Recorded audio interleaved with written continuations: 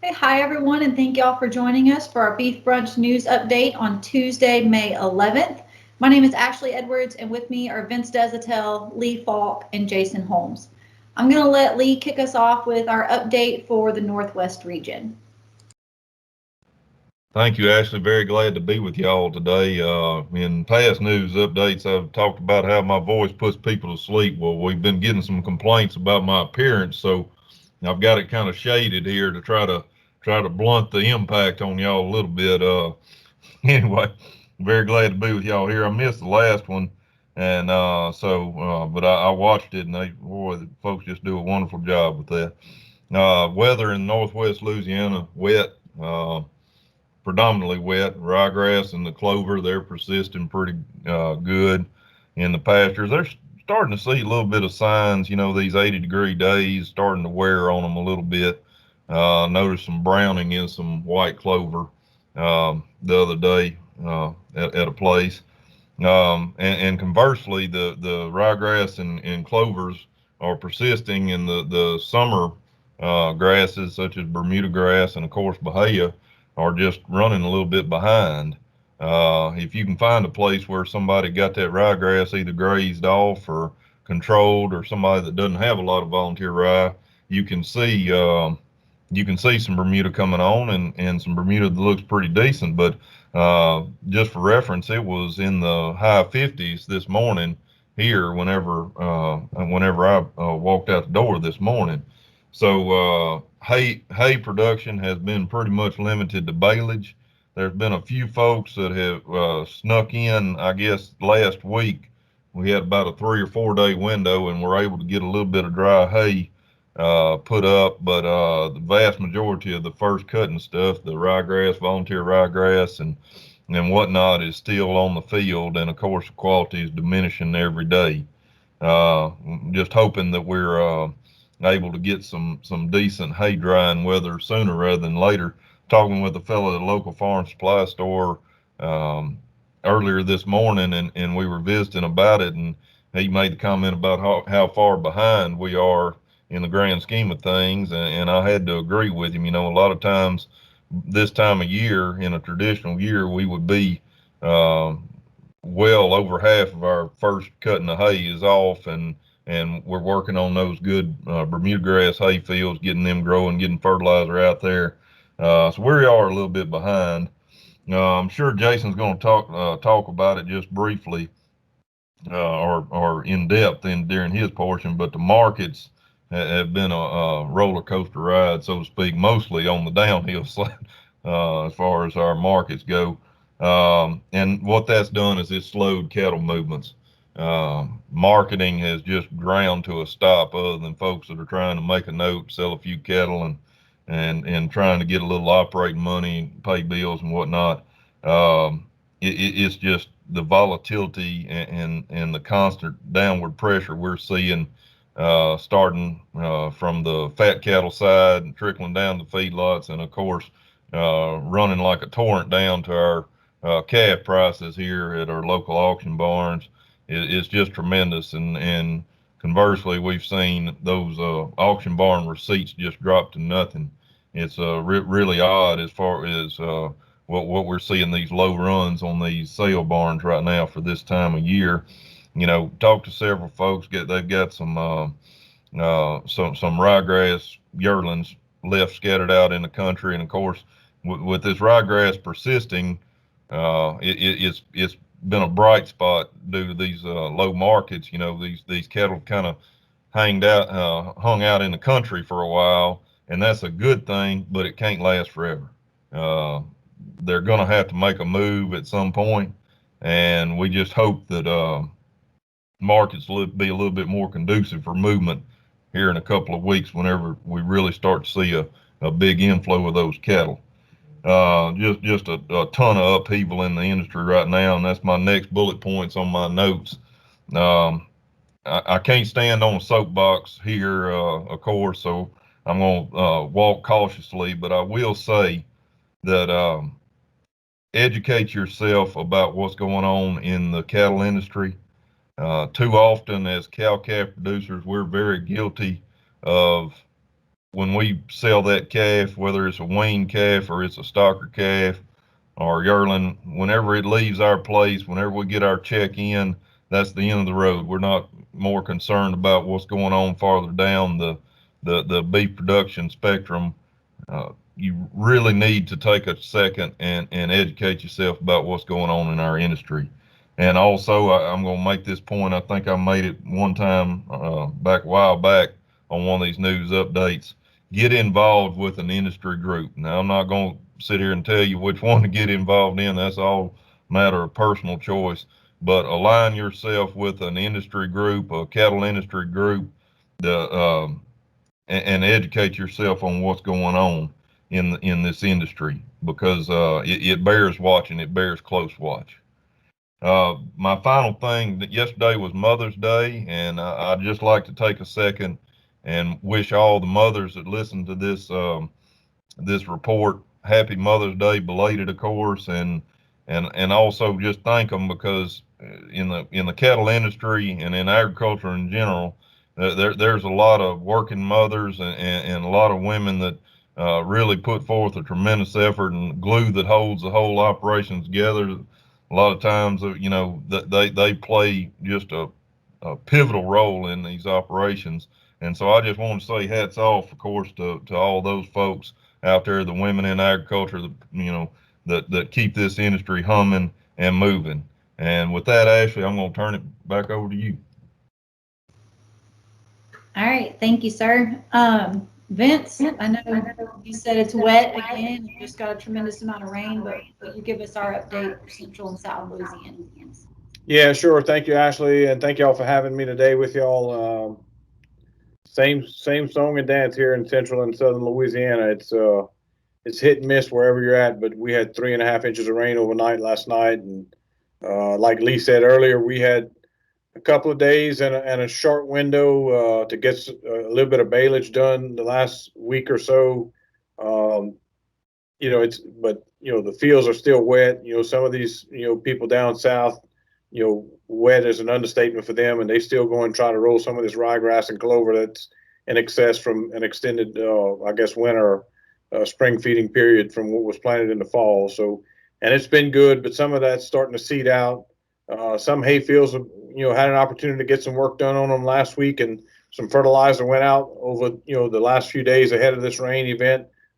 Some of it may be down the ditch, if you would, so to speak, but we're expecting another big rain event on Wednesday into Wednesday night. So it just needs to give us a break. As Lee mentioned, about calf prices. It's pretty soft at the barns here locally as well, like it is industry wide. With over $7 corn, and the bean prices being where they're at. The feeders are they're just skeptical on investing too much in lighter weight feeder cattle. The heavier calves are bringing a little bit better, but it's people are holding on to a lot of those heavier calves, anticipating a better outcome here coming in the future. So we haven't. I don't really have a whole lot to report other than we're still wet. It's been ongoing since the winter months, and like Lee, kudos to the mothers out there that keep the glue together as far as the cattle industry and the farmers in the farming industry in our area, because without those folks involved, it'd be tough, especially in times like this when our grain farmers are trying to get crops planted, and we had some early corn planted that got flooded, and they're killing that crop off to plant something else. When you get into those situations, it gets pretty stressful in the industry. We're a big soybean growing area down here, near 100,000 acres, and we got started with that last week, and we woke up to flooded, freshly seeded soybean fields this morning. So, whoever's listening out there, say your prayers, and hopefully we got better weather ahead. But here we are, mid-May, and we're behind the 8 ball. So, hoping we get some work done in these hay meadows and hay fields.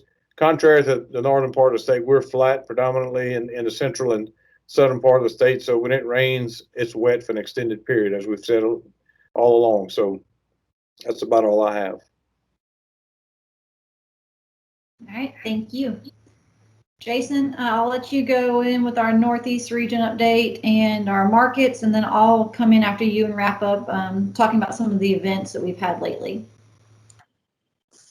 Thank you, ma'am. I really don't have much more to add than what these guys have said about field conditions.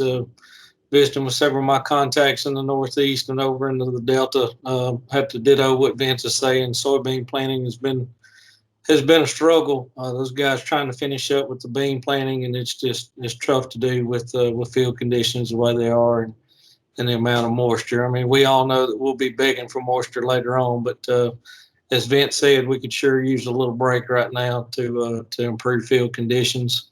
Before I get into the markets, I just wanted to touch real quick on we're guilty about putting a lot of focus on hay fields and hay production, which rightfully so. We need to be doing that, but just want to encourage you, don't ignore those pasture or strictly 100% grazing lands. This time of year, there's a lot of broadleaf competition out there, so you may have to get out the bush hog, do a little field maintenance to open up that canopy, allow those warm season perennial grasses, that Bahia grass and Bermuda grass, to go ahead and emerge. As Lee mentioned up here, these cool nights have still kind of kept our warm season perennials at bay. They're there, they've greened up, but we're just not getting a whole lot of growth right now. And we'll later on, if we get into the really good pasture growing seasons, we'll touch a little bit more on some things that we can do to be better managers of our grazing land, to make sure that we're utilizing those forages the best that we can. Getting into the market, so this past Friday we had, and I think Ashley's probably going to mention this, but we had the beginning of our the first class of our beginning cattlemen program there at Deanley Research Station, and Lee brought up the fact of the big four meatpacking companies and their control of the market, the beef industry in the United States. So 85% of the U.S. beef supply is controlled by four major companies. We have an aging infrastructure, so the majority of our infrastructure was built in the 1980s, and a feedlot inventory at a 15-year high. We're pushing our limits in terms of slaughter capacity. And I think that's playing a big role in what we're seeing right now in terms of just some of the struggles that we're seeing within the beef industry and the cattle industry. So this past week's slaughter at 638,000 head is 11,000 under the previous week. So that still is sending some trouble signals throughout the industry as it of the ability to process current supplies of feeder cattle that are on hand. And so right now the leverage is going to the buyer being the packers. I mean, that's where the leverage lies right now. So until we get these slaughter volumes improved and start working through some of this backlog of fat cattle in the feed yards, that leverage is going to stay with them. So there's you'll see a lot of numbers out there in terms of what packer margins are right now, but let me just tell you they're high. I'm not going to start giving numbers, but as Lee said, educate yourself. You can see some of those numbers out there, but they are astronomically high right now. So in order for our cow-calf guys, we need that leverage to start shifting to the seller, that being us and the feedlot industry, instead of that leverage being on the buyer side. Choice box beef cutout values finished the week $11.72 higher at $303.51 a hundredweight. That's $19.46 a hundred higher than a year ago, and $63.51 higher a hundredweight than a 5-year average. So that right there will kind of give you an idea of what we're talking about in terms of the amount of money that they're making off of beef. According to the most recently released trade data, U.S. beef exports, so y'all know me, if you listen to this long enough, you know my glass is half full, and I try to find some rainbow in the fog. U.S. beef exports blew optimistic expectations out of the water. They set new monthly records at 300 million pounds. They beat the previous record that was set in August 2018 by 13 million pounds. And that's in my mind, that's a good thing for our industry in terms of the amount of beef that they are moving to other countries. While higher beef cutout values may soften export demand in the near term, the data does suggest that demand for U.S. beef remains strong around the globe. Furthermore, so if you ever follow what the major beef producing countries in the world are, Australia always comes to the top. Australia is currently in an expansion phase. So any of you, if you know anything about the cattle industry, we retract, we expand. We retract, we expand. That's just the nature of the industry. So right now, Australia is in an expansion phase. So that means that U.S. beef will continue to have less competition abroad in the short term. To close out the week in the 5-area feeding region, Fed steer negotiated cash sales range from 117 to 120. That's steady to $2 lower from a week ago. And that was on a confirmed 74,857 head that were traded through negotiated cash sales. Most recent futures quotes showed June up $2.32 at 118.35, August up $1.67 at 120.52, and October up $1.22 at 124.67. So we are seeing some improvements in the futures markets, but we've lost so much ground there that and we need several weeks of that. Instead of just kind of a stalemate where we've been, we need some pretty good expansion there in that futures market to make up some of those losses. 500 to 600 pound steers, medium, large ones and twos, sold between 138.19 and 147.47. So that's steady to $5 higher from a week ago. 700 to 800 pound feeder steers, medium and large ones and twos, sold between 121.75 and 125.56. So that's steady to $5 lower from the previous week. On that same class of cattle, most recent quote showed May trading up $4.05 at 135.77. August up $4.82 at 149.10. And I would like to say that August trade volume is looking really good. So I would say that's a pretty solid number there for August because that volume's up. In September, up $4.07 at 150.12.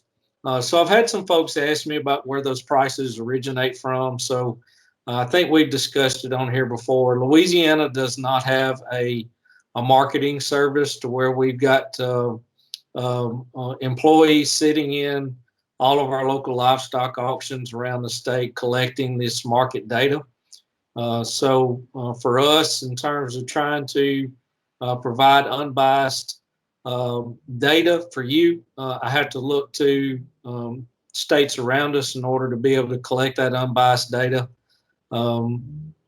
So my ranges are always going to come from on 5 and 6 weights and 7 and 8 weights are always going to be coming from Mississippi and also from Oklahoma City National Stockyards. So it kind of gives you an idea of where that's coming from.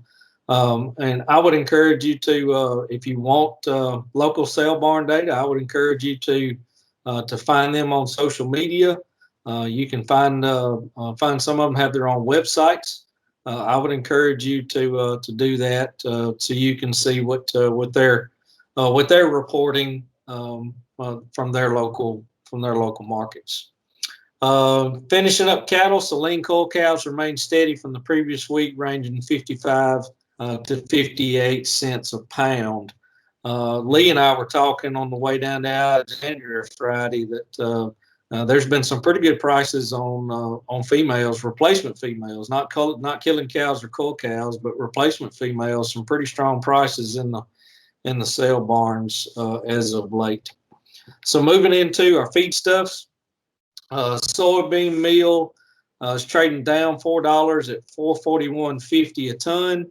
Soybean hulls are steady at $155 a ton. Rice bran steady at $140 a ton. Cottonseed meal is down $20 a ton at $352.50. Whole cottonseed is down $5 a ton at $365 a ton. Corn gluten feed meal, that's the 60%, is down $10 at $690 a ton. DDGs, man, we had gained a good bit of ground in terms of getting some lower prices on these DDGs, but these corn prices have driven it back up. So it's up $22.50 at $230 a ton.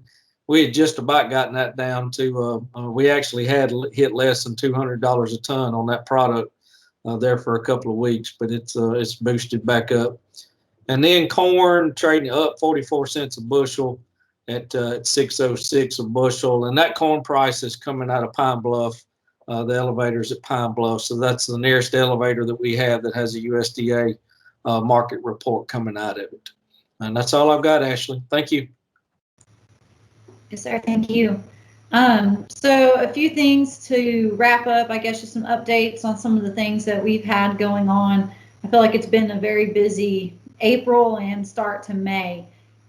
So since we were with you last, I believe we've had the Northwest Beef and Forage Field Day that we had there at the Hill Farm Research Station. We were able to do that in person, which I think we were pleased with. We were glad, and the rain held off. Lee's nodding his head. We had a really good turnout for that, especially being able to come back in person. With that said, we did film those, and I'm working on those videos, so those will be launched virtually. I could not give you a date on that. I'm working on it, is all I can say. It takes a little bit of time to be able to do that, and I think today's the first day that I've been in the office all day in a couple of weeks. So be on the lookout for that. We'll definitely let you know on here when we get those out, but we did record those. As Jason mentioned, we had our beginner cattleman program kickoff. That was this past Friday. So that is a new program that we've all worked on designing, the four of us, as well as Dr. Scaglia. And it's a hybrid course. It's in-person workshops as well as some lectures and things that have been recorded online. And so if you did not get to attend that this year, but you're interested in it, reach out to me. My contact information is always in the podcast and video descriptions. And let me know, because I'm starting an interest list. We will be advertising it again next year, probably March, April, somewhere in there, and then kick it off in April to May. But we've got a little over 30 people that are enrolled in that, and it's I think it's a great group. We've designed it for those people that just bought some cattle within the last 10 years, and those that have not had cattle yet. You have land, but you don't have any cows yet, and you're interested in it. So it was a lot of fun on Friday. It's a great group, and we're really excited about that. I'm trying to think. I think those are most of the in-person things that we've had. Vince, I know you had a field day there. One of your parish groups had a field day that you said went well. Yeah, absolutely. We had a field day a week ago Saturday that was well attended. We had some good presentations by Dr. Ron Strahan on some current weed issues that we're facing, both in pastures and hay fields. And also we had some vet explanation of vaccine protocols and added value to your calf crop as far as castration and timing, and it was really, really good. So it was pretty well attended. We were hoping for more. We always hope for more, but we had a good attendance there, and that was down in Ville Platte in the Evangeline Parish area. And then moving forward, it's getting a little toasty outside. We know most of you are going to be focused on hay production through the summer, and a lot of our in-person stuff kind of slows down. But depending on when you're watching this or listening to it, on today, when this is released on Tuesday, May 11th, we do have our monthly webinar. We have Dr. Darrell Peel from Oklahoma State University. He's a marketing and economist specialist, and so he's going to be doing our webinar this month. We're very, very excited to have him and glad that he could take the time to be with us. So that goes live at 10:30 again today, Tuesday, May 11th. If you cannot watch it live, I do always put the recordings up. I usually get those up by that Friday or the following Monday. So be on the lookout for that. I do have all of our webinars, or at least 3 months ahead of webinars, posted on the Beef Brunch website. So lsuagcenter.com//beef brunch. Be sure to check that out. You can see what's coming up. Again, I'll do 3 months in advance for that. You can also see previous news updates and previous webinars. And then, of course, you can always find them on our YouTube channel, LSU Ag Center Livestock on YouTube. And I think that that's all we have for y'all today. Again, we'll always keep you posted, and we will be back with you in a couple of weeks. Thank you.